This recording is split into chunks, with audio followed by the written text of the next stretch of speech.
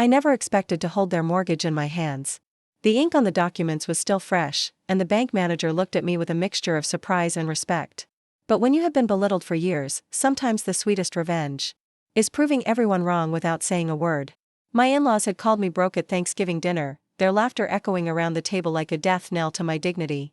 They had no idea I was worth millions. Before we jump back in, tell us where you're tuning in from, and if this story touches you, make sure you're subscribed, because tomorrow, I've saved something extra special for you. The envelope felt heavy in my hands as I walked out of the bank that Friday morning. Inside was proof that I now owned the very roof over their heads. Not that they knew yet. That revelation would come soon enough. I slid into my 10-year-old Honda Civic, the same car they had mocked me for keeping despite my husband's success, and placed the envelope carefully on the passenger seat. I had always been careful with money, always saved rather than spent. That discipline was about to pay off in the most unexpected way. 24 hours earlier, I had been sitting at my mother-in-law Eleanor's immaculately set Thanksgiving table, surrounded by crystal and china that she never failed to mention were family heirlooms. The turkey was perfectly browned, the cranberry sauce homemade, the conversation rehearsed and hollow. I had been dreading this dinner for weeks, as I did every year since marrying James 7 years ago. "Amanda, dear," Eleanor had said, passing me the gravy boat with a smile that never reached her eyes, "that's a lovely blouse. Is it new? Target has such nice things these days, doesn't it?" Her voice carried that distinct tone, sweet on the surface, cutting underneath. James squeezed my hand under the table but said nothing. He never did. "It's actually from my own closet," I replied, keeping my voice steady. "I've had it for years." "How economical of you," she responded, exchanging glances with James's sister Patricia, who smirked into her wine glass. Richard, my father-in-law, carved the turkey with practiced precision, his signet ring catching the light with every movement. He had built his real estate business from the ground up, a fact he mentioned at least 3 times every family gathering. What he never mentioned was how close that business had come to bankruptcy during the last recession, or how much debt they carried behind the facade of wealth. I knew because numbers were my specialty. I was a financial analyst, though the family preferred to introduce me as James's wife who does some accounting work. In reality, I had built a portfolio that would make most financial advisors jealous, but I kept it quiet. Not out of shame, but because my parents had taught me that true wealth doesn't need to announce itself. The dinner progressed as it always did, Richard dominating the conversation with stories about his business triumphs, Eleanor interjecting with comments about their country club friends, Patricia showing off her new diamond bracelet from her third husband. James mostly nodded along, occasionally adding a detail to his father's stories to show he was paying attention. And I sat quietly, eating my meal, speaking only when spoken to. It was during dessert, Eleanor's famous pumpkin pie, when the conversation turned directly to finances. Richard had been talking about a new development project, something extravagant and, from what I could tell, unnecessarily risky. "It's going to be the crown jewel of my career," he announced, pouring himself another glass of expensive bourbon. 30 luxury condos, each with a view of the lake. Pre-selling at $2 million each. "That sounds amazing, Dad," James said, his eyes lighting up with the reflected glory of his father's ambition. "It's going to require some significant investment. Up front," Richard continued, swirling his bourbon. "But the returns will be astronomical. I've already got several partners lined up." He looked at James expectantly. This was the moment I had been dreading, the annual financial pressure. Every year, Richard found a way to suggest that James invest in one of his projects, and every year, I had to be the voice of reason afterward, reminding my husband that our savings were for our future, not his father's ego. "That sounds like a great opportunity, Dad," James said cautiously, glancing at me. Richard caught the look. "Of course, I understand if you can't participate. Not everyone has the capital to get in on something this exclusive." Eleanor patted my hand. "It's not James's fault. Some people just don't understand the importance of taking financial risks. Amanda has always been so cautious with your money, hasn't she?" I felt my cheeks grow warm but kept my expression neutral. "I believe in making informed investment decisions," I said quietly. Patricia laughed, a tinkling sound like breaking glass. "Is that what we're calling being cheap now? Informed investment decisions?" "Patricia," James warned, but his sister ignored him. "Oh, come on. We all know Amanda controls the purse strings, and apparently, she keeps them tied pretty tight. When was the last time you took a real vacation? Or updated that sad little starter home?" I opened my mouth to respond, but Richard cut me off. Now, not everyone was raised to understand money the way we were. Some people have a scarcity mindset. They're afraid to spend because deep down, they're afraid they'll always be broke. Preparing and narrating this story took us a lot of time, so if you are enjoying it, subscribe to our channel, it means a lot to us. Now back to the story. The table fell silent. Even Eleanor looked uncomfortable with how directly her husband had insulted me. James stared at his plate, his jaw tight but his voice absent. Always absent when I needed it most. "I think Amanda is very smart with money," my mother-in-law said, trying to smooth over the moment with fake graciousness. "She's just economical. There's nothing wrong with that, especially when you don't have much to work with." I placed my napkin beside my plate and stood up. "Would anyone like coffee with dessert? I'm happy to make some." It was the safest response I could muster. In the moment. As I escaped to the kitchen, I could hear them continuing their conversation, voices lowered but still audible. "I just worry about James," Eleanor was saying. "He works so hard, and what does he have to show for it? They live in that tiny house, drive old cars, never take trips. Is that really living?"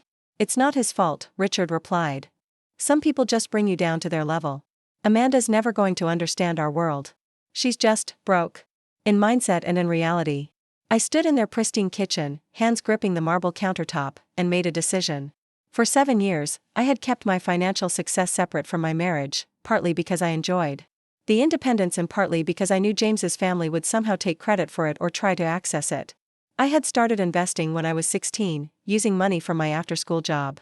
By the time I met James at 25, I had already built a considerable portfolio.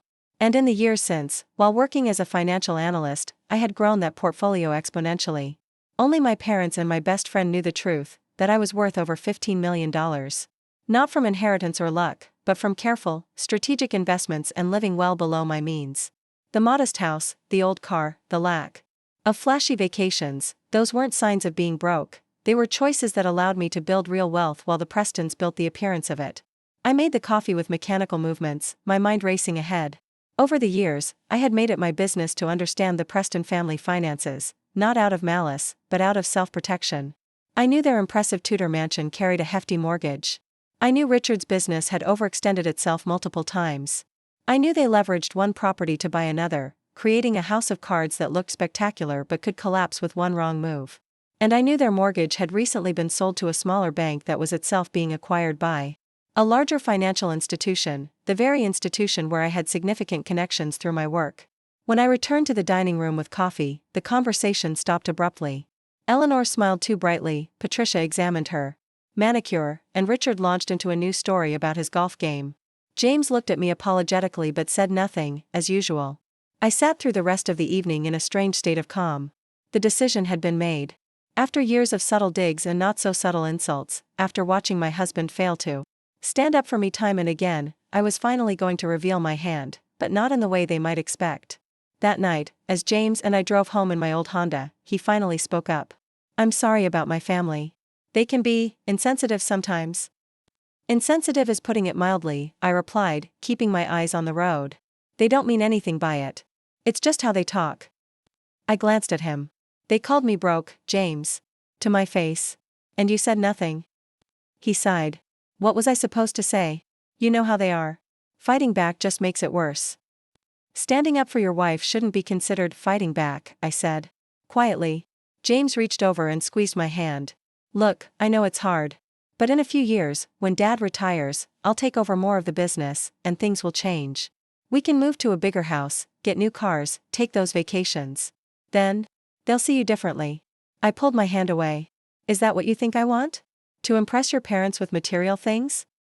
"No, but..." He trailed off. "It would make family gatherings easier if we lived more like they expect us to." I didn't respond.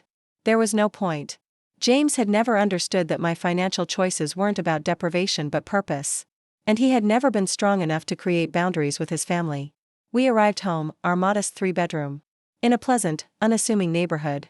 James headed straight for the shower, but I went to my home office and opened my laptop. I made 3 calls that night to people who owed me favors in the banking world. By midnight, I had confirmation that the Preston family mortgage could indeed be purchased during the bank transition, if one had the right connections and sufficient funds. I slept surprisingly well that night, better than I had in years. In the morning, I told James the first had an early meeting and left before he woke up. In reality, I drove straight to Meridian Bank, where Maxwell Thompson, the regional manager and an old college friend, was waiting for me. Are you sure about this, Amanda? Max asked as he prepared the paperwork. It's an unusual move, buying a family member's mortgage. I'm sure, I replied, signing where he indicated. Consider it a strategic investment. 2 hours and one substantial wire transfer later, I owned the mortgage on my in-laws' showcase home. I was now, effectively, their lender. They would make their monthly payments to a holding company that I controlled. I didn't plan to change the terms or make their lives difficult. This wasn't about revenge. It was about finally stepping into my power. As I sat in my car outside the bank, I felt strangely calm. I wasn't going to storm into their house waving the mortgage documents. I wasn't going to demand an apology or threaten foreclosure if they insulted me again. The power was in knowing, in finally stepping out of the shadows I had kept myself in for too long. I started the car and headed not home, but to a luxury car dealership across town. It was time for a change, time to stop hiding who I was and what I had accomplished. Not to impress the Prestons, but to stop diminishing myself to make them comfortable. 3 hours later, I drove home in a brand new Tesla Model S, sleek, understated, but undeniably high-end. James was in the driveway when I pulled up, raking leaves. He dropped the rake when he saw the car. Amanda? What, whose car is this? He stammered as I stepped out. Mine, I replied simply. Do you like it? His eyes widened. How? Did you lease it? We can't afford this. I smiled. Actually, I paid for it in full. There's something we need to talk about, James. We sat at our kitchen table, the same table we had bought at a second-hand store when we first moved in. I made us both tea, a ritual that had always calmed me before difficult conversations. I haven't been entirely honest with you about my finances, I began. James looked confused. What do you mean? We share everything. No, I said gently. We don't. When we got married, we agreed to keep some finances separate. You have your accounts, I have mine. We share the household expenses. Yes, but that's just for day-to-day things. I thought we were on the same page about saving for our future. I took a deep breath. We were. The difference is that I've been building that future already, for a long time. Before I even met you. I opened my laptop and showed him my portfolio. The investments, the returns, the compound growth over 15 years of disciplined saving and strategic risk-taking. His face went from confusion to shock to something between admiration and hurt. You're rich, he said finally. I'm financially independent, I corrected. And I have been for some time. Why didn't you tell me? All these years, my family has been treating you like you're dragging me down financially, and you just took it? I wrapped my hands around my mug, feeling the warmth. I took it because it wasn't about the money for me. I wanted to be accepted for who I am, not what I have. I thought eventually they would see me, really see me, and it wouldn't matter. But they never tried. James ran his hands through his hair. I don't understand. We could have been living so differently. We could have had a bigger house, traveled more. We could have, I agreed. But I was raised to believe that wealth that's displayed isn't wealth that grows. Every dollar I didn't spend on impressing others became $2, then $4, then $8. That's how real wealth is built. But why tell me now? Why buy the car now? I hesitated. This was the moment of truth. Because yesterday, at Thanksgiving, something shifted for me. When your father called me broke and you said nothing, I realized I've been living in a shadow of my own making. I've been small to make others comfortable. I've been hiding my success to avoid rocking the boat. And I'm done with that. James looked ashamed. I should have defended you. I know that. I just freeze up around them. I know, I said, not unkindly. But that's not the only thing that happened today. I reached into my bag and pulled out the envelope from the bank. I slid it across the table to him. I bought your parents' mortgage this morning. His face went pale. You what? The bank that held their mortgage was being acquired. During the transition, I was able to purchase the loan. I now own the mortgage on your parents' house. James stood up so quickly his chair tipped over. Why would you do that? Is this some kind of revenge? Are you planning to foreclose on them or something? No, I said calmly. The terms remain exactly the same. They'll never even know unless I choose to tell them. This isn't about hurting them. Then what is it about? He demanded. I stood up too, meeting his eyes. It's about balance. For years, they've held power over you, and by extension, over me. They've used their perceived financial superiority to make me feel small, to make you feel dependent. This. I gestured to the documents. This is about equalizing that power, at least in my own mind. James picked up the envelope, opened it, scanned the documents inside. His financial background was enough for him to understand what he was seeing. They make their payments to Solstice Holdings? That's you? I nodded. A company I set up years ago for some of my investments. They'll never make the connection unless I want them to. He sat back down heavily. I don't know what to say. This is a lot to process. I know, I said, sitting across from him again. And I'm sorry for not being completely transparent sooner. But I'm not sorry for protecting what I built. We sat in silence for several minutes. Finally, James looked up at me, his expression a mixture of awe and uncertainty. So what happens now? That depends, I replied. On what you want, on what I want, on whether those two things can align. What do you want? He asked quietly. I considered the question carefully. I want to stop pretending to be less than I am. I want to use what I've built to create a life that reflects our values, not your family's expectations. And I want a partner who stands beside me, who sees me clearly and values what I bring to the table, all of it. And if I can't be that partner? The question hung in the air between us, heavy with implication. For the first time since we'd met, James was being completely honest, not just with me, but with himself. He was acknowledging that he might not be strong enough to break free from his family's influence, to stand up to their expectations and demands. Then we have decisions to make, I said softly. Because I can't go back to being invisible. James reached across the table and took my hand. I don't want you to. I just need time to adjust. This is a lot to take in. I nodded. Take all the time you need. But know that things have already changed. I'm not going back to pretending I'm someone I'm not. As night fell, we ordered takeout and ate mostly in silence, both lost in our own thoughts. James went to bed early, claiming a headache. I stayed up, sitting on our back porch, looking at the stars and feeling, for the first time in years, completely aligned with myself. The following morning, my phone rang just after 7. It was Eleanor. My heart raced as I answered, wondering if somehow she had already discovered what I'd done. Amanda, dear, she said, her voice honey-sweet and artificial. I hope I'm not calling too early. Not at all, I replied, matching her tone. What can I do for you? Well, I've been thinking about yesterday, and I feel just terrible about how some things were said. You know how Richard gets when he's had a few drinks. He doesn't mean half of what comes out of his mouth. I waited, saying nothing, letting the silence stretch. Anyway, she continued, sounding slightly flustered by my lack of response, we're having a small gathering tonight at the club. Nothing fancy, just a few friends. We'd love for you and James to join us. A little post-Thanksgiving celebration. I could hear what she wasn't saying. This was their version of an olive branch, a chance for everyone to pretend nothing had happened. It was how the Prestons always operated, issues weren't resolved, they were buried under social niceties. And expensive wine. That's very kind of you to invite us, I said carefully. Let me check with James and get back to you. Oh, I've already spoken with him, she replied. He said he'd love to come but needed to confirm with you. So it's really up to you, dear. Of course she had called him first. Eleanor never approached me directly unless she had already secured James's provisional agreement.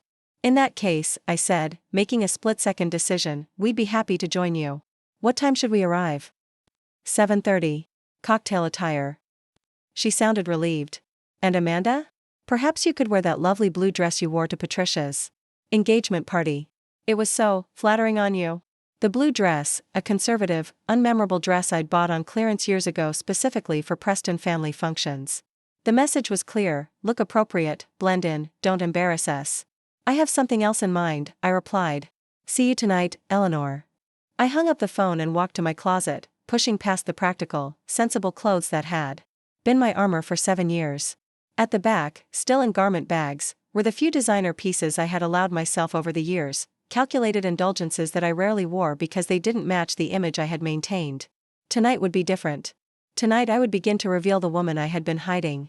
James was in the shower when I laid out my outfit for the evening, a sleek black Armani dress I had purchased 2 years ago during a business trip to New York, along with the Louboutin heels and the subtle but unmistakable diamond earrings that had been a gift to myself when my portfolio hit 8 figures. He came into the bedroom with a towel around his waist, stopped short when he saw what I had prepared. That's new, he said, eyeing the dress. I don't think I've seen it before. It's not new, I replied, selecting a necklace from my jewelry box. I've had it for years. I just never wore it around your family. He approached and touched the fabric, then checked the label. His eyebrows rose. Amanda, this is Armani. I met his eyes in the mirror. Yes, it is. How much did this cost? About $3,000, I said calmly. It was a good investment. Classic pieces hold their value. He shook his head, a small smile forming. You really have been living a double life, haven't you? I turned to face him. Not a double life, just a compartmentalized one. Tonight, those compartments start coming down.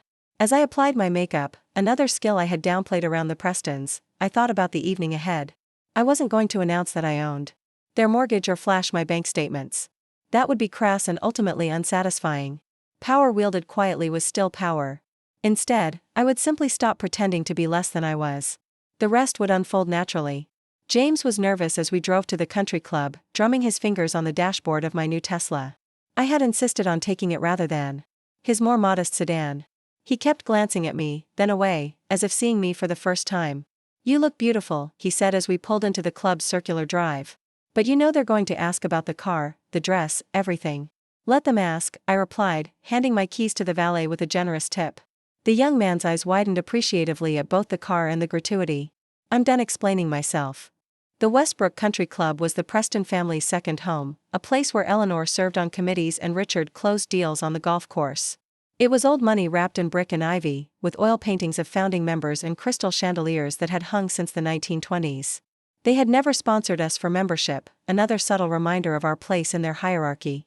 The maitre d' recognized James immediately. Mr. Preston, good evening. Your family is in the Oakwood room. As we walked through the main dining area, I felt eyes on us. I stood straighter, moved with more confidence. The woman who had sat quietly at Preston family gatherings for years was gone. In her place was the woman I had always been in boardrooms and investment meetings, assured, poised, unapologetic. The Oakwood room was intimate, with just 3 tables occupied. Richard and Eleanor sat at the largest one, along with Patricia and her husband Bradley, and 2 other couples I recognized as longtime family friends. The conversation halted momentarily as we entered. Eleanor recovered first, rising with practiced grace.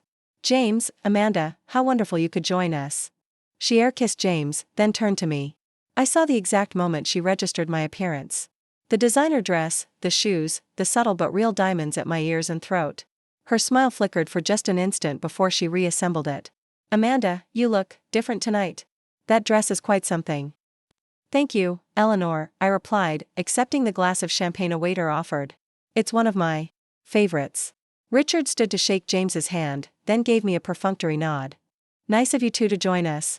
We were just discussing the Hawthorne development. James tensed beside me. The Hawthorne development was Richard's latest project, the one he had been pressuring James to invest in at Thanksgiving. I placed a calming hand on my husband's arm. The lakefront property? I asked. It sounds ambitious. Richard looked surprised that I had been paying attention. Yes, 30 luxury condos. It's going to transform the whole area. Ambitious indeed, I said, taking a sip of champagne. Especially with construction costs rising and the luxury market showing signs of softening. What's your contingency if pre-sales don't hit target? The table fell silent. Richard stared at me as if I had suddenly started speaking in tongues. Patricia smirked into her drink, clearly expecting her father to put me in my place. Eleanor looked mortified. I wasn't aware you followed real estate trends, Richard said finally. I smiled. I follow all market trends. It's part of my job. Your job? You mean your bookkeeping position? Patricia interjected.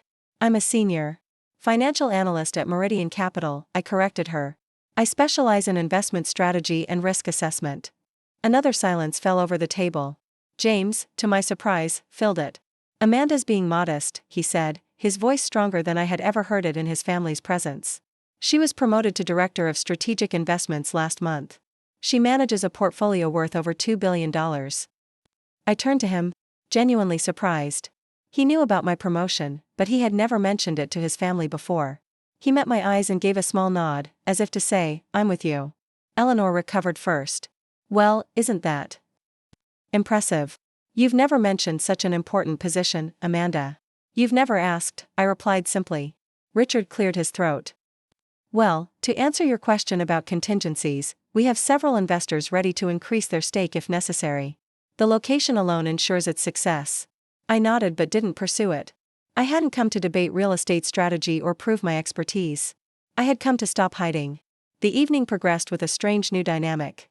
The Prestons, unsure how to categorize this version of me, vacillated between their usual condescension and awkward attempts at professional respect.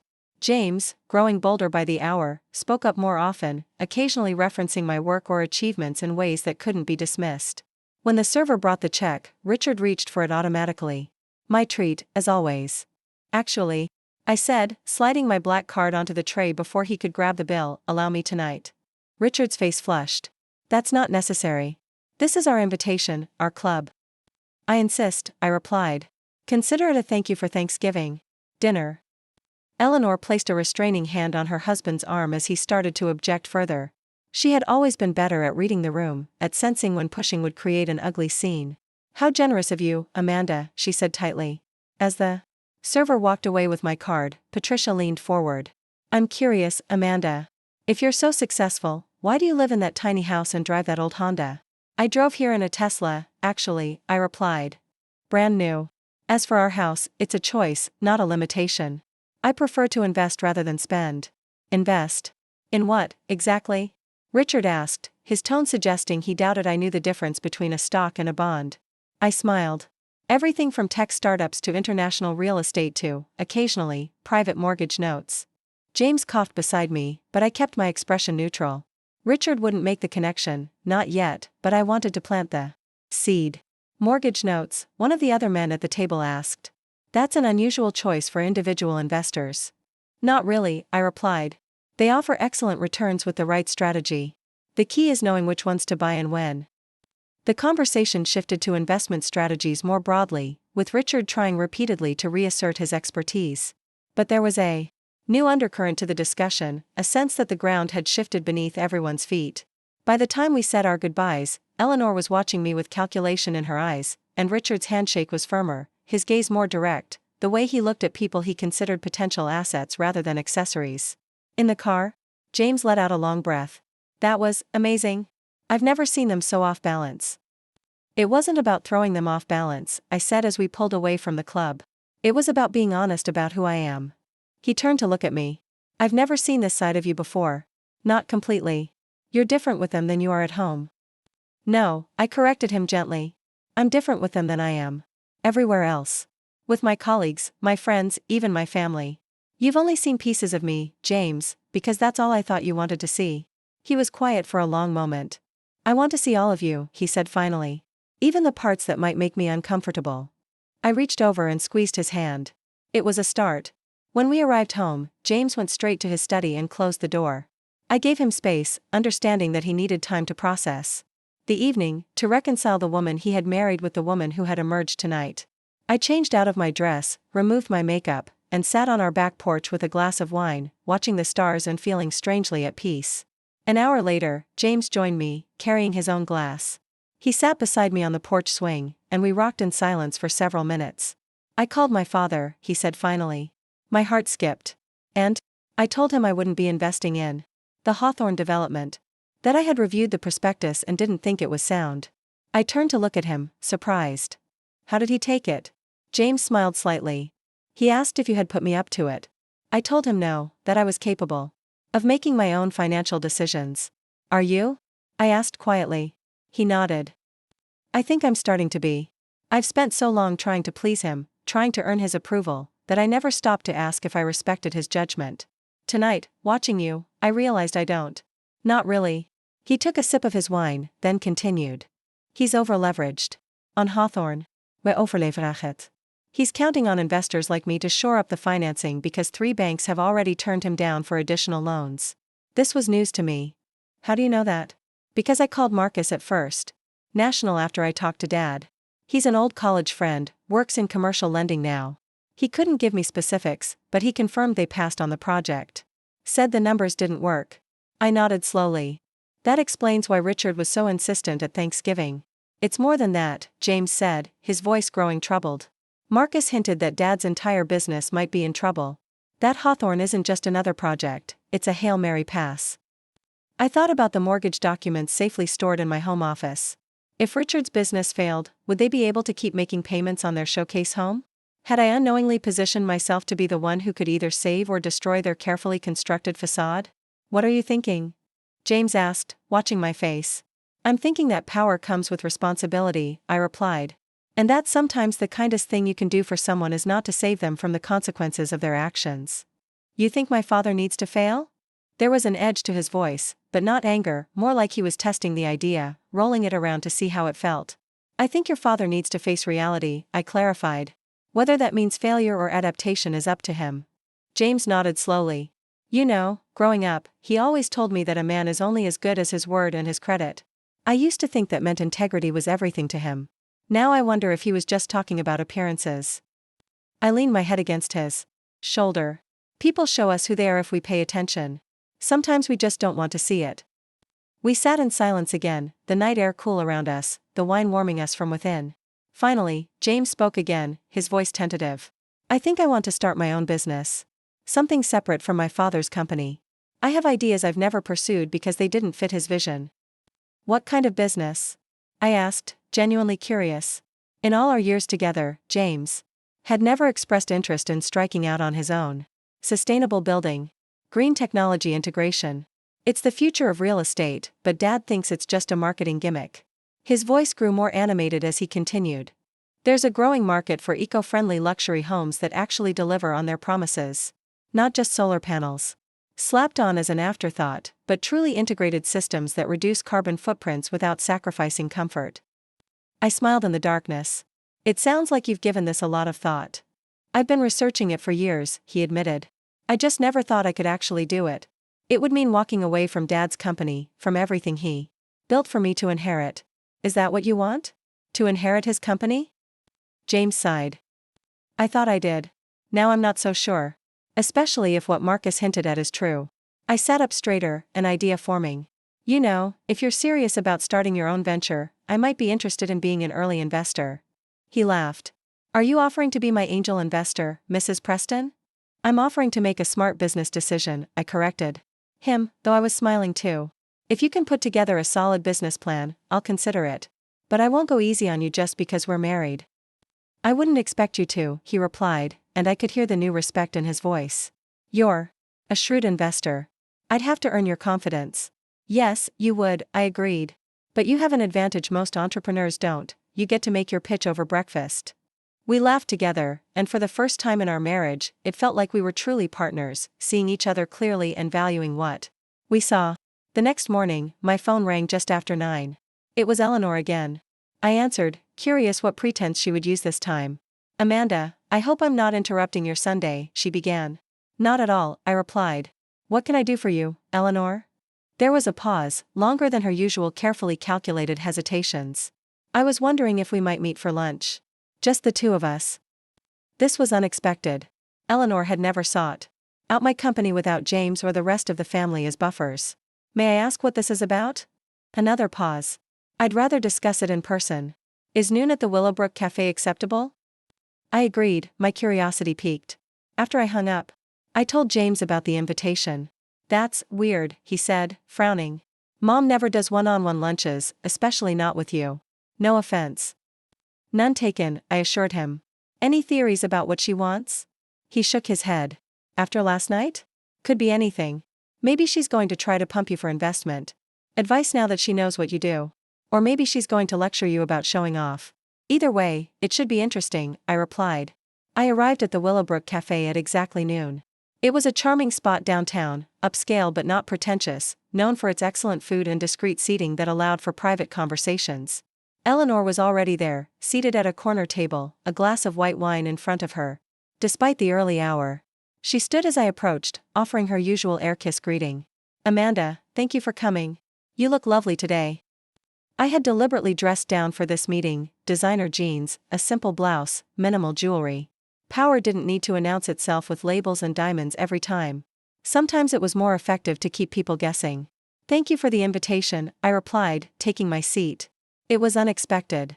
Eleanor signaled the waiter for another wine and waited until he had taken our orders before getting to the point. I'll be direct, Amanda. Last night was quite illuminating. You've clearly been understating your professional success. I sipped my water. I don't generally discuss my career with family unless asked specifically about it. And we haven't asked, she acknowledged with surprising candor. Perhaps that was an oversight on our part. I raised an eyebrow but said nothing, waiting for her to continue. Richard was quite impressed with your insights on the Hawthorne development, she said, swirling her wine glass. He mentioned this morning that someone with your expertise might be a valuable addition to his advisory team. So that was it, they wanted to co-opt my success now that they knew about it. I'm flattered, I said neutrally, but my plate is quite full at Meridian. Eleanor leaned forward slightly. I'm sure you could make time for family. Especially when family needs your help. What kind of help does Richard need, exactly? I asked, though I suspected I already knew. She glanced around, then lowered her voice. This is strictly between us, but Richard's company is facing some temporary challenges. Cash flow issues, primarily. The Hawthorne development requires significant upfront capital, and some of his usual investors have become hesitant in the current market. I nodded, keeping my expression neutral. That's unfortunate. Has he considered scaling back the project or seeking institutional financing? Those options aren't ideal, she replied, her smile tightening. What would be ideal is family supporting family. James has always understood the importance of that, until recently. Her implication was clear, she blamed me for James's refusal to invest. James makes his own financial decisions, I said calmly. As do I. The waiter arrived with our salads, providing a momentary reprieve from the conversation. When he left, Eleanor cut to the chase. Amanda, let's be frank. You clearly have resources that you've kept private. Richard and I are simply suggesting that this might be the perfect opportunity for you to finally become a true part of the family by helping with a temporary situation. I set down my fork. A true part of the family, I repeated. After 7 years of marriage to your son, you still don't consider me family? Eleanor had the grace to look momentarily uncomfortable. That's not what I meant. Of course you're family.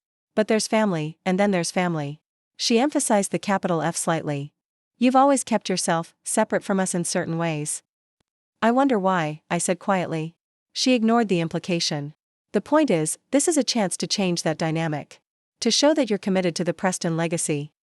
I took a moment to gather my thoughts before responding. Eleanor, I appreciate your candor. So let me be equally frank.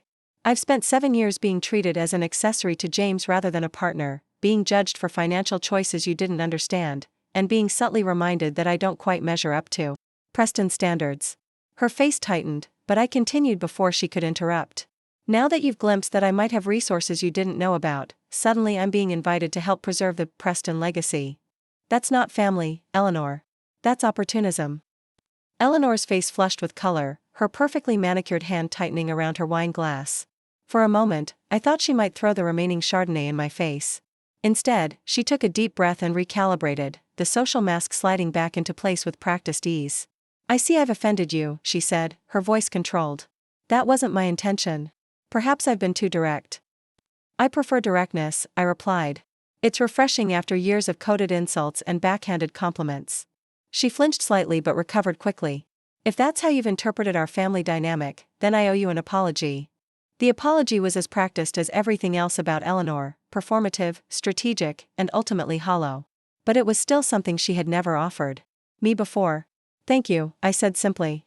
Eleanor leaned forward, lowering her voice again. Amanda, whatever you may think of me, of us, this isn't just about Richard's business. It's about our home. If Hawthorne fails, we could lose everything. So there it was, the real reason for this lunch. They were afraid of losing their showcase mansion, the physical embodiment of their social status. Little did Eleanor know that the very roof over her head was already under my control. I'm sorry to hear that, I said, and despite everything, I meant it.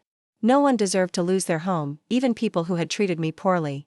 But rushing into an investment to bail out a failing project isn't the solution. It would just postpone the inevitable without addressing the underlying problems. Eleanor's composure cracked slightly. You don't understand. Richard would never recover from a failure of this magnitude. Not at his age. His reputation, his standing in the community. These things mean everything to him. For the first time, I saw genuine fear in my mother-in-law's eyes. Not fear of me, but fear for her husband, for the life they had built together.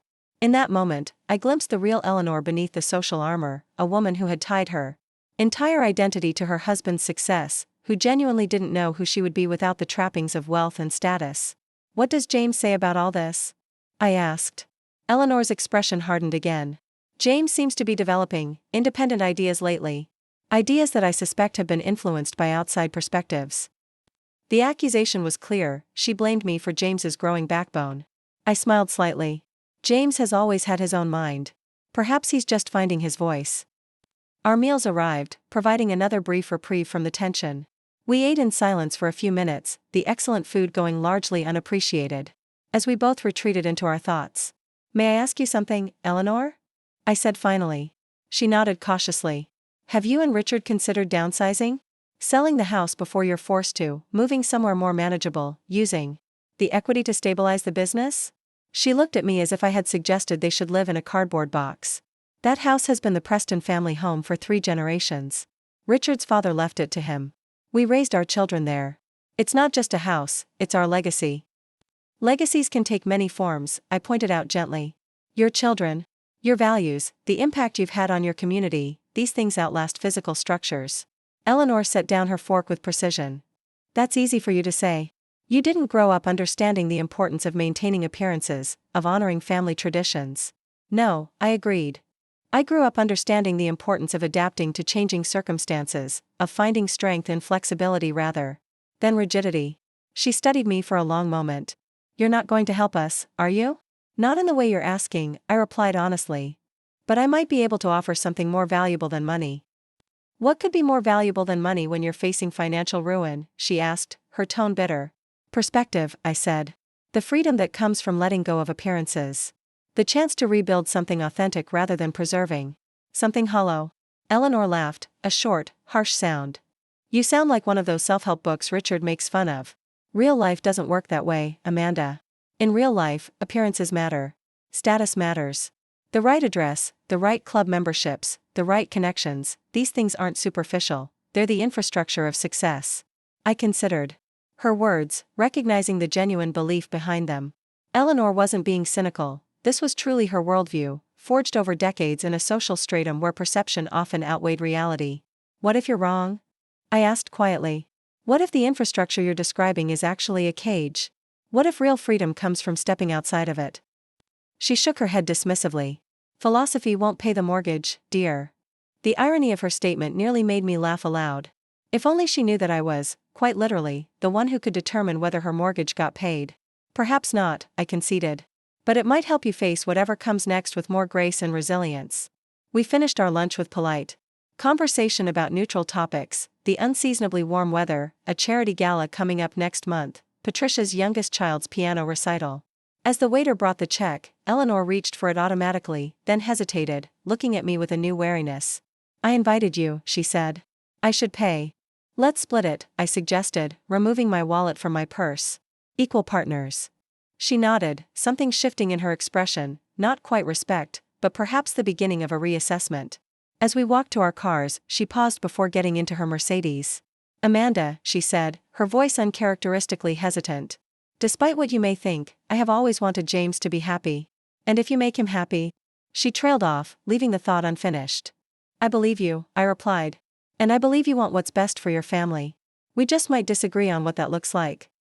She nodded once, then slid into her car without another word. I watched her drive away, thinking about how tightly she held onto a way of life that was slipping through her fingers like sand. When I arrived home, James was in his home office, surrounded by papers, his laptop open to a spreadsheet.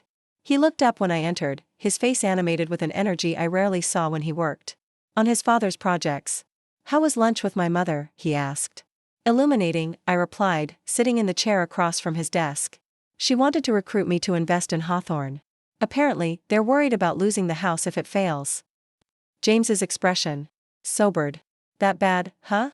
I suspected, but he shook his head. "Did you tell her about the mortgage?" "No. That's not a card I'm ready to play yet, if ever." I gestured to the papers spread across his desk. "What's all this?" His face brightened again. "The business plan I mentioned. For my sustainable building company. I've been working on it all morning." I smiled, genuinely pleased to see his enthusiasm. "May I see it?" He handed me several sheets, watching nervously as I reviewed the projections, the market analysis, the competitive positioning. It was rough, as first drafts always are, but there was something solid at its core, a vision that was uniquely his, not borrowed from his father or shaped by Preston family expectations. "This has potential," I said, looking up at him. "You've clearly done your research on the market demand." "Really?" His face lit up like a child receiving unexpected praise. "You think it could work?" "With refinement, yes." Your profit margins seem optimistic for the first 3 years, and you'll need to factor in higher contingency reserves for new construction methods, but the concept is sound. I set the papers down. More importantly, I can see your passion for it. That matters more than perfect projections. He leaned back in his chair, running a hand through his hair.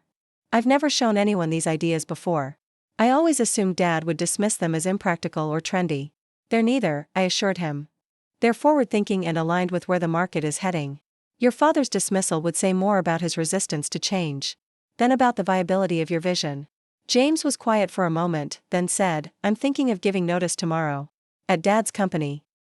I raised my eyebrows, surprised by the suddenness of the decision. Are you sure? That's a big step.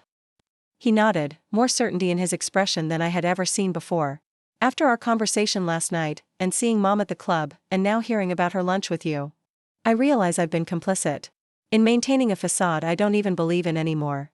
I want out, Amanda. I want to build something real. Pride swelled in my chest, not because he was making the choice I would have made, but because he was making a choice for himself, driven by his own values rather than inherited expectations. Whatever you decide, I said, I'm with you. He reached across the desk and took my hand. I know. Maybe for the first time, I really know that. That evening, as we prepared dinner together, something we had started doing more often since Thanksgiving, James's phone rang. He checked the caller ID and grimaced. It's Dad. I nodded encouragingly. Answer it. It's okay. He took a deep breath and picked up. Hi, Dad. I could hear Richard's voice through the speaker, loud and insistent. James listened for several minutes, his expression growing increasingly troubled. Finally, he spoke. Dad, I can't do that. No, it's not Amanda's influence. Because I don't think it's sound business practice to throw good money after bad. I understand you're in a difficult position, but... He winced and held the phone away from his ear as Richard's voice grew louder. Finally, James's shoulders straightened. Actually, Dad, there's something I need to tell you. I'm giving my notice. I'm leaving the company to start my own venture. Yes, I'm serious. No, this isn't a negotiation tactic. I appreciate everything you've taught me, but it's time for me to build something of my own. There was a long pause as Richard apparently launched into another tirade. James waited patiently for it to end, then said simply, I'm sorry you feel that way. We can talk more when you've had time to process this. Good night, Dad. He hung up and set the phone down carefully on the counter, as if it might explode. Then he let out a long breath. Well, that went about as well as expected. He thinks I'm making the biggest mistake of my life. Says I'm throwing away my inheritance and betraying the family legacy. I moved to his side and wrapped an arm around his waist. How do you feel? He considered the question seriously. Terrified. Excited. Relieved. A small smile formed. Free. I leaned my head against his shoulder. Freedom is worth more than any inheritance. Speaking of inheritance, he said, his tone shifting, Dad mentioned something interesting at the end of his rant. He said they got a notice about their mortgage being transferred to a new servicer called Solstice Holdings. Said it was probably nothing to worry about, just paperwork, but with everything else going on. My heart skipped a beat. What did you say? Nothing. He was too angry to notice I didn't respond. James looked down at me. Is this your doing? The timing seems significant. I nodded slowly. The transfer would have happened regardless, but yes, the timing is not coincidental. I didn't plan to tell them, James. The point wasn't to lord it over them or threaten them. It was about balance, about taking back some of the power they've held over us, over you, for years. He was quiet for a moment, processing. What happens now? With their mortgage? Nothing changes for them, I assured him. Same terms. Same payment schedule. Unless what? I hesitated, then decided complete honesty was the only path forward. Unless they default. If they can't make the payments because Hawthorne fails, then decisions would need to be made. Your decisions, he said, his voice carefully neutral. Yes, I acknowledged. But James, I would never make those decisions without consulting you. They're your family. And despite everything, I know you love them. He ran a hand through his hair, a gesture I had come to recognize as a sign of internal conflict. The thing is, I do love them. But I'm starting to realize that loving someone doesn't mean enabling their worst behaviors or sacrificing your own integrity to maintain their illusions. I nodded, understanding exactly what he meant. Love with boundaries is still love. Maybe. The most honest kind. We finished preparing dinner in thoughtful silence, each of us contemplating the shifts in our relationship, in our understanding of ourselves and each other. As we sat down to eat, James raised his water glass in a mock toast. To new beginnings, he said. I clinked my glass against his. And to endings that make those beginnings possible. The following week unfolded with the strange intensity that comes with rapid change after long stagnation. James submitted his formal resignation letter to his father's company, setting off a wave of family drama that reached us through increasingly desperate phone calls from Eleanor and icily formal emails from Richard.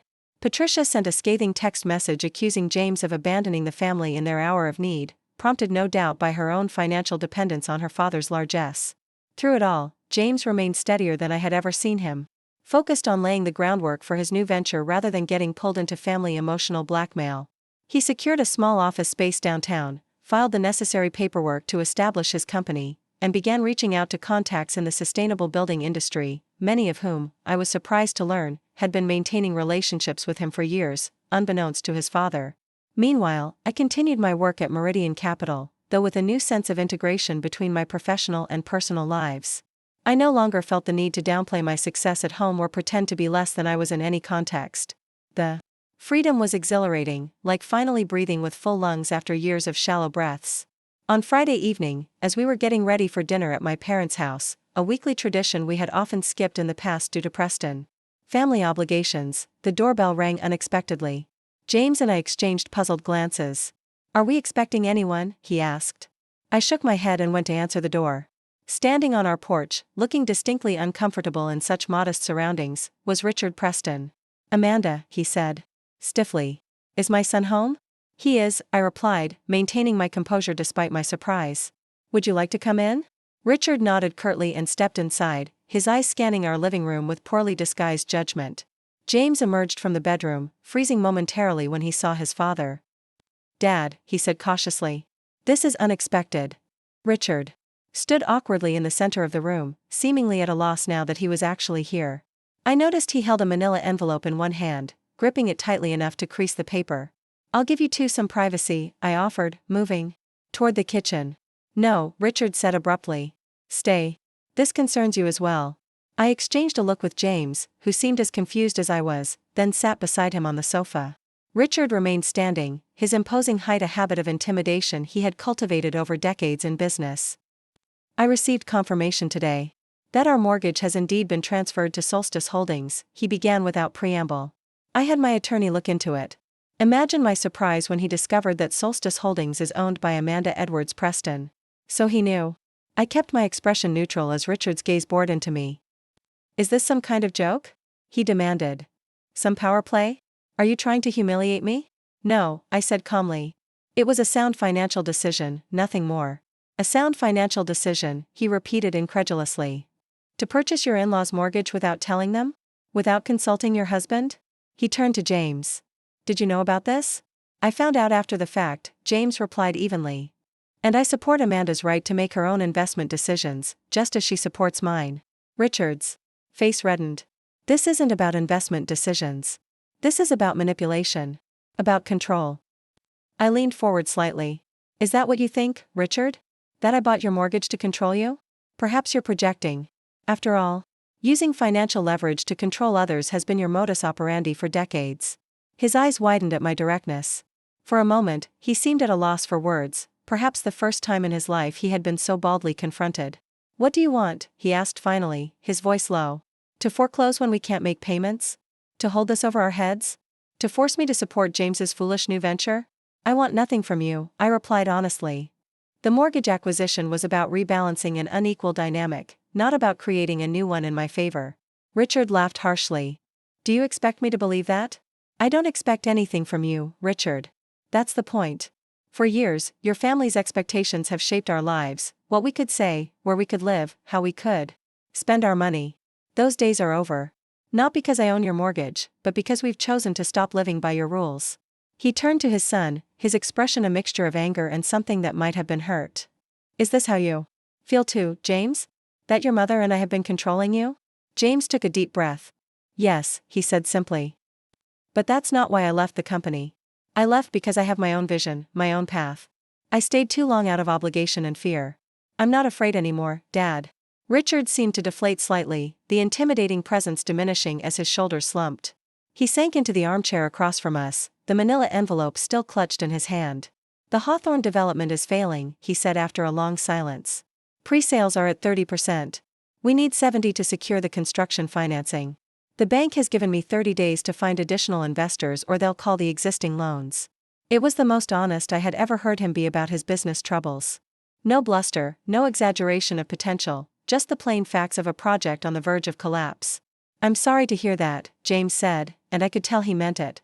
But throwing more money at a fundamentally flawed project won't fix it. Richard looked up sharply. Flawed? This development is the culmination of my career. The location is prime, the designs are exceptional, the timing is wrong, James interrupted gently. The market has shifted. Luxury condos in that price range aren't moving, especially ones with no sustainability features, no energy efficiency innovations.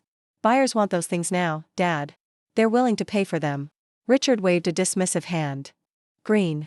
Features are a fad. They add cost without adding value. The data says otherwise, James countered, his voice gaining confidence. I've been tracking this trend for years.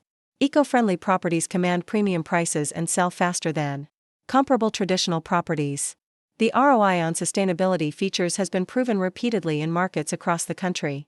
I watched with quiet pride as James articulated his expertise without apology or hesitation.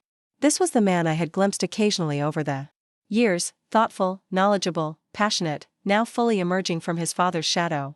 Richard studied his son with new eyes, as if seeing an aspect of him for the first time. You really believe in this green building concept, don't you? It's not just a rebellion against me? I really believe in it, James confirmed. I've been researching it, connecting with leaders in the field, developing plans for years. This isn't about you, Dad. It's about following my own vision. Richard nodded slowly, then finally set the manila envelope on the coffee table. These are the Hawthorne plans and financial projections. I came here to ask for your help. Both of you. The words seemed to physically pain him. I thought, perhaps, given your new company and Amanda's resources, you might be willing to become partners in the project. To help salvage it. The request hung in the air between us. A week ago, even days ago, such an overture from Richard Preston would have seemed impossible. Now, looking at the proud man sitting uncomfortably in our modest living room, I saw something I had never expected to see: vulnerability. James reached for the envelope, opened it, and began reviewing the contents. I watched his face as he processed the information, seeing the analytical mind at work beneath the surface. After several minutes, he looked up at his father. The project as designed isn't viable, he said plainly. But the location is still valuable, and the basic concept has merit. It would need to be completely reimagined, redesigned from the ground up with sustainability at its core, not as an afterthought. Richard frowned. That would mean starting over. New architectural plans, new permits, new marketing. The costs would be enormous. Less enormous than the cost of failure, James pointed out. And the potential returns would be significantly higher. I could see Richard's mind working, weighing his pride against financial reality. You're suggesting a partnership, he said. Finally. Your vision, my land and existing investors. James nodded. It could work.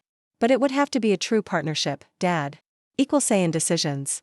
My name on the project alongside yours. And complete transparency about the finances. Richard's jaw tightened, but he didn't dismiss the idea outright, a significant concession from a man accustomed to total control.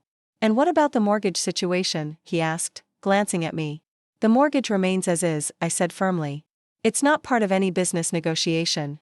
Your home is not a bargaining chip. He studied me for a long moment, reassessing. You're not what I expected, Amanda. I know, I replied. I never was. You just never took the time to notice. Richard left our home that evening without a firm agreement but with something perhaps more valuable, a new perspective. The proud man who had arrived demanding explanations departed with quieter steps, the weight of reality settling on shoulders long accustomed to bearing only success. James and I watched his car pull away from the curb, the expensive sedan somehow looking less imposing than it had an hour before. Do you think he'll seriously consider your proposal? I asked as we closed the door. James sighed, running a hand through his hair. I honestly don't know. Dad's never been good at compromise or admitting he might be wrong. But he's also never been this desperate before. I squeezed his hand. Either way, you stood your ground. You offered a genuine solution without sacrificing your principles. That matters, regardless of what he decides. James smiled, a hint of wonder in his expression. I've never talked to him like that before. As an equal. It felt terrifying. And right. We ended up canceling dinner with my parents, too emotionally drained for social interaction.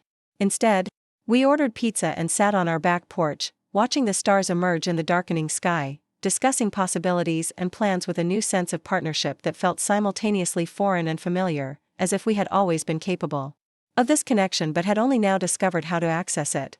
The following Monday, James signed the lease on his office space.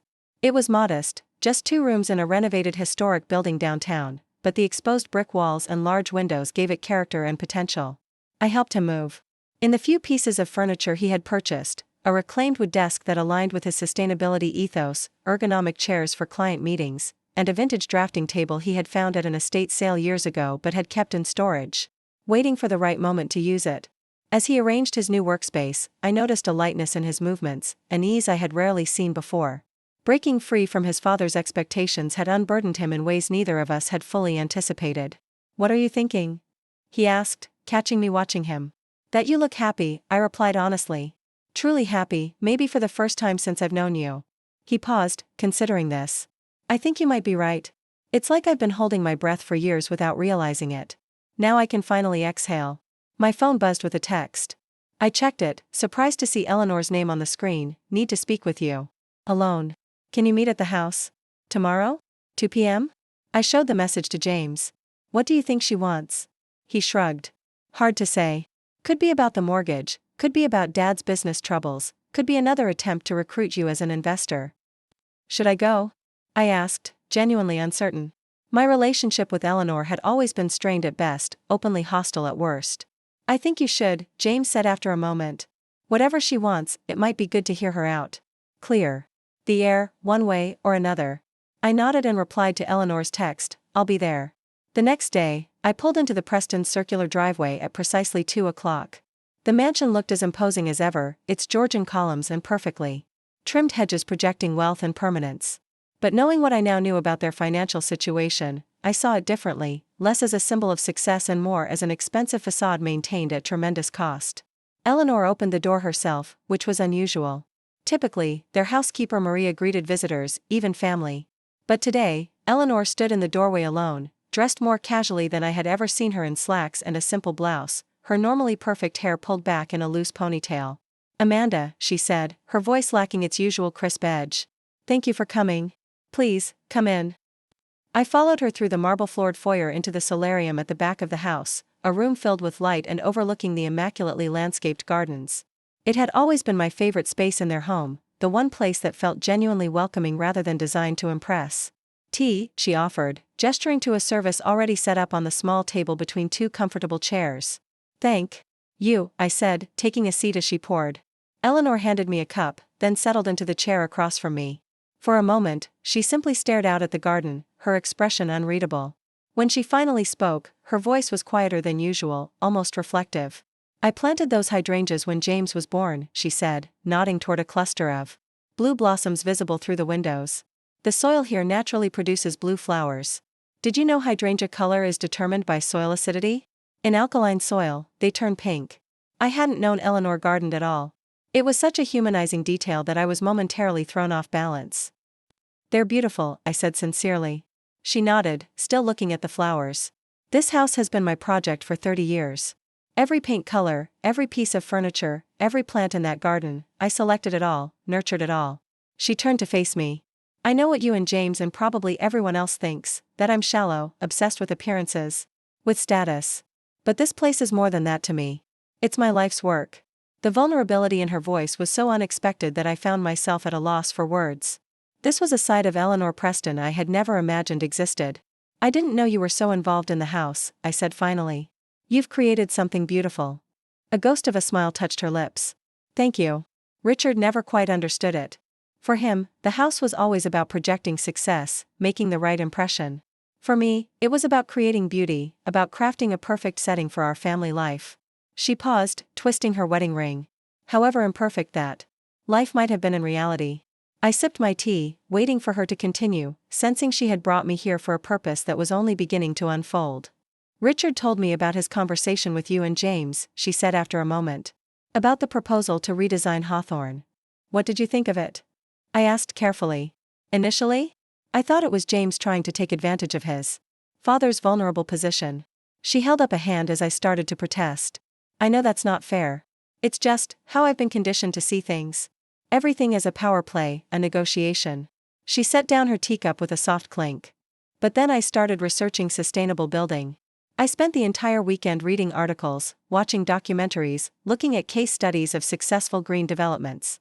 This was perhaps the most surprising revelation yet. Eleanor Preston, doing research, educating herself on a topic outside her usual sphere of social concerns. And what conclusion did you reach? I asked. That James is right, she said. Simply.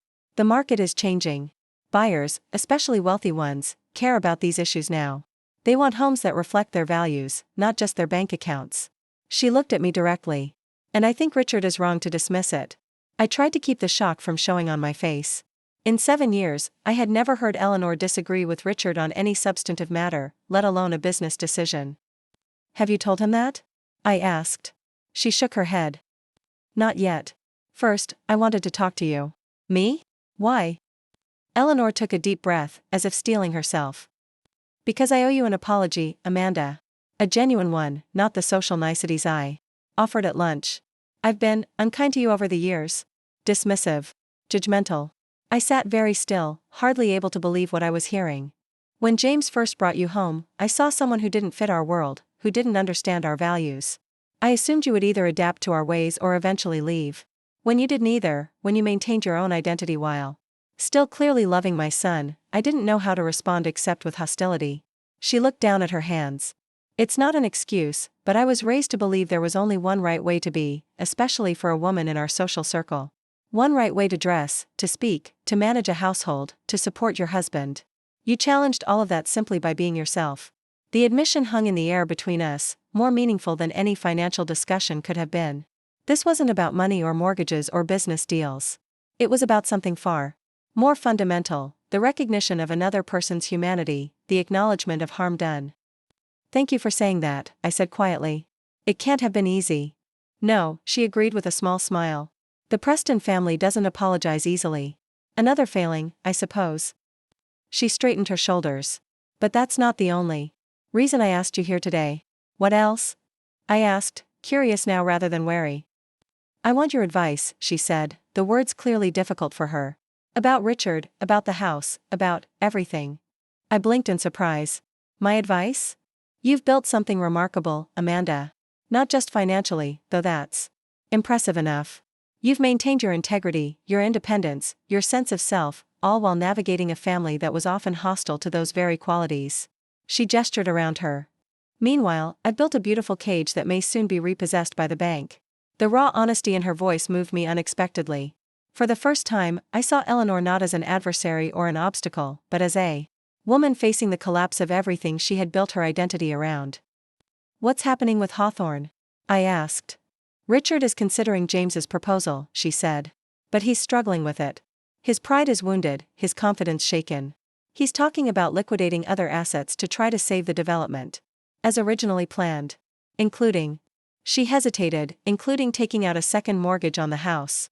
I felt a chill. As the holder of their primary mortgage, I knew their home already carried significant debt. A second mortgage would put them in an incredibly precarious position. That would be extremely risky, I said carefully. I know, she replied. That's why I'm considering something I never thought I would, opposing him directly on a business decision. The significance of this was not lost on me. In the Preston marriage, business had always been Richard's domain, with Eleanor's role limited to hosting the right people and creating the right impression. What would you say to him? I asked.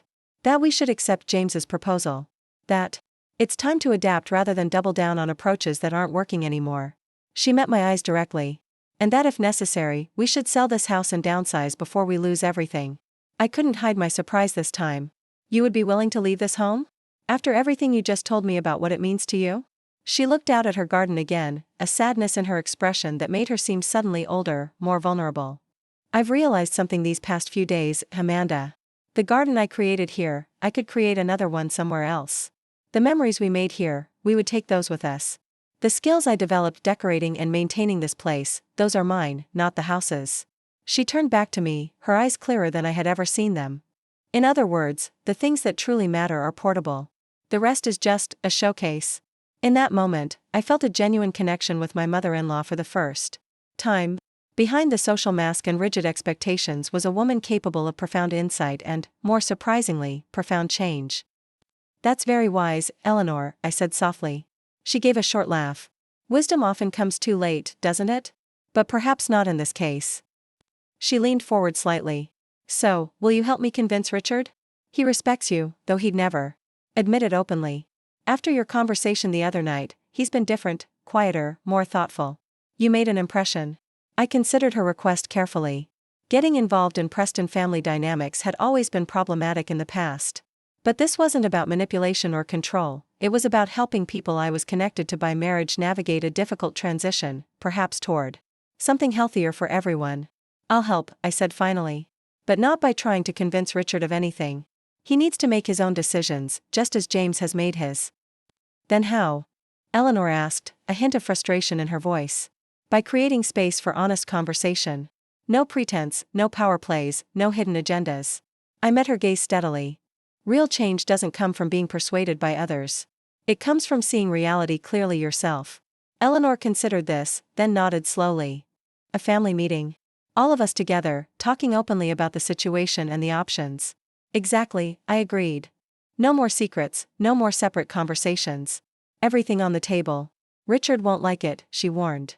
"Probably not," I acknowledged. "But if he's as desperate as you suggest, he might be willing to try something new."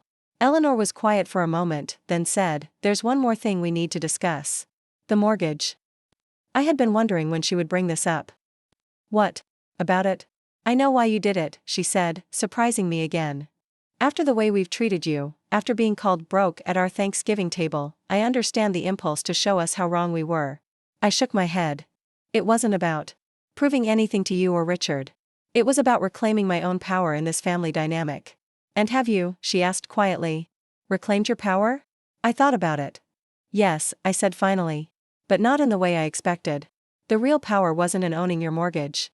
It was in stopping the pretense, in being fully myself regardless of your approval or disapproval."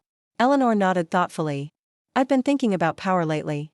About how I've defined it, pursued it, structured my life around it.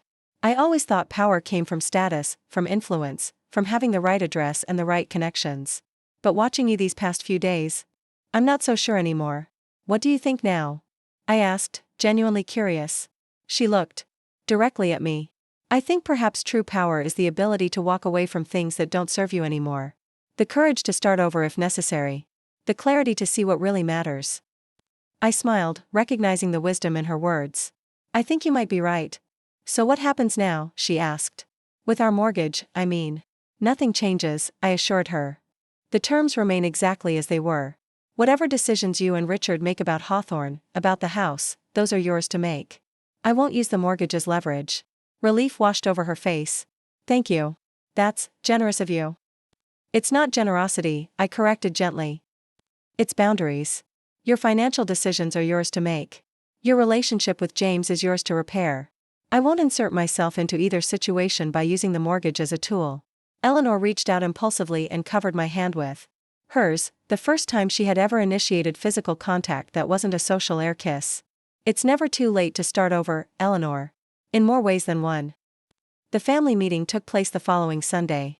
Richard had initially resisted the idea, but Eleanor, displaying a newfound resolve that clearly surprised her husband, had insisted. We gathered in the Prestons' formal dining room, the heavy mahogany table that had been the site of so many tense Thanksgiving dinners now serving as the foundation for something new, honest communication. Patricia had declined to attend, sending a text message that simply read, "Not interested in watching the family business get dismantled." Her absence was perhaps for the best. Her combative presence would have made an already difficult conversation even more challenging. Richard sat at the head of the table, as always, but there was a different quality to his posture, less imperious, more contained. Eleanor sat to his right, her face composed but determined. James and I took chairs across from her, side by side, a united front. "I've asked Maria to ensure we're not disturbed," Eleanor began, referencing their longtime housekeeper. "This conversation needs to happen without interruptions or distractions." Richard nodded curtly. "Let's get to the point then. Hawthorne is in trouble. We need solutions, not just talk." "That's why we're here, Dad," James said calmly. "To discuss real solutions." But first, we need complete transparency about where things stand. Richard's jaw tightened, but after a glance at Eleanor, he nodded again. Fine. The numbers are bad. Pre-sales at 30% and stalled. Construction financing in jeopardy. Initial investors getting nervous, asking questions I don't have good answers for. He took a deep breath. If something doesn't change in the next 3 weeks, we'll default on the land loan. After that, it's a domino effect. The blunt assessment hung in the air. I had never heard Richard speak so directly about business problems before. Usually, there were layers of obfuscation, of optimistic projections and strategic omissions. And the company's overall position? James asked quietly. Richard's face tightened further. Overextended. Hawthorne was supposed to be the project that balanced the books after 2 underperforming developments last year. Without it. He trailed off, the implication clear. What about the house? Eleanor asked, her voice steady. We need to be clear about that too. Richard looked at her sharply. The house is not part of this discussion. It has to be, she insisted gently. If the company fails, we can't keep up the mortgage payments. Amanda and James need to understand the full picture. At the mention of my name, Richard's gaze shifted to me, a mixture of resentment and reluctant respect in his expression. Yes. Well, given that Amanda now holds our mortgage, I suppose she has a right to know. I'm not here as your mortgage holder, I said firmly. I'm here as James's wife and, like it or not, as part of this family. The decisions made today affect all of us. Richard studied me for a moment, then gave a short nod of acknowledgement. The house carries significant debt. If Hawthorne fails and the company goes under, we'll almost certainly default within 6 months. The stark admission seemed to physically pain him. Eleanor reached over and placed her hand on his, a gesture of support I had rarely seen between them. So we have 2 paths forward, James said, laying out a folder of documents on the table. 1. Try to save Hawthorne as originally conceived, which would require significant additional investment with no guarantee of success, given the market conditions. He looked directly at his father. Or 2. Reimagine the project entirely. With sustainability at its core, which would mean starting over in many ways but would align with current market demands. Richard frowned. There's a third option. Sell the land at a loss, cut our losses, try to save the company with other projects. James shook his head. That's not viable, Dad. The company is too leveraged. Without a successful Hawthorne, in whatever form, there's nothing to save. The brutal assessment hung in the air. For a moment, no one spoke. Then, to everyone's surprise, Richard's shoulders slumped slightly. You're right, he said quietly. I've known it for weeks but couldn't admit it, even to myself. He looked at his son with new eyes. How long have you been seeing what I couldn't see? A while, James admitted. But it wasn't my place to say anything until you were ready to hear it. Richard nodded slowly, processing this. And your alternative proposal? This green building concept? You're certain there's a market for it? In response, James opened his laptop and began a presentation he had prepared. For the next 30 minutes, he walked his father through market research, case studies, projected returns, and competitive analysis, all demonstrating the growing demand for luxury properties with genuine sustainability features. It was comprehensive, persuasive, and delivered with quiet confidence. As James concluded, Richard leaned back in his chair, a complexity of emotions playing across his face, pride in his son's thoroughness battling with the pain of acknowledging his own misjudgment. This would mean a complete redesign, he said finally. New architects, new contractors, new marketing. Starting over in many ways. Yes, James agreed. But with the benefit of your experience and connections, combined with my expertise in this specific market. A true partnership, Richard mused, the concept clearly still foreign to him. A true partnership, James confirmed. Equal decision-making authority. Transparent finances. Shared risk and shared reward. Richard looked at Eleanor, who nodded encouragingly. Then he turned to me. And what's your role in all this, Amanda? Financial backer? I shook my head. This is between you and James. I'll support whatever decision James makes, but my investments remain separate. Richard seemed surprised by this. Even though you have the resources to essentially guarantee the project's success? Especially. Because of that, I replied. This needs to be about the two of you finding a new way to work together, not about me solving problems with money. That would just create a different kind of dependency. Richard studied me with new respect. You're wiser than I gave you credit for. Yes, Eleanor agreed, with the ghost of a smile. She is. Up next, you've got 2 more standout stories. Right on your screen. If this one hit the mark, you won't want to pass these up. Just click and check them out. And don't forget to subscribe and turn on the notification bell, so you don't miss any upload from us.